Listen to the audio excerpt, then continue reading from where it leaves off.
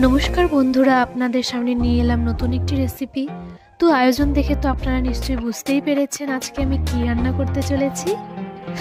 হ্যাঁ, আপনারা ঠিকই ভেবেছেন, আজকে আমি চিকেন রান্না করতে চলেছি। চিকেন রান্না করতে যা যা লাগে সব কিছু রেডি করে আমি চিকেনটাকে ম্যারিনেট করে রাখলাম।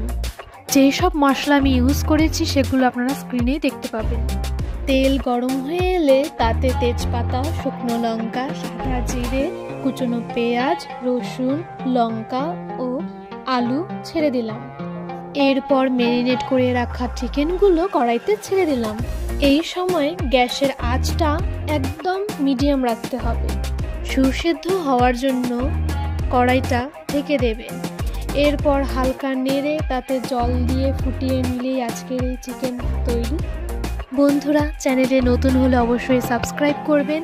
ভালো লাগলে লাইক, শেয়ার এবং কমেন্ট করে আমাকে এগিয়ে দেবেন।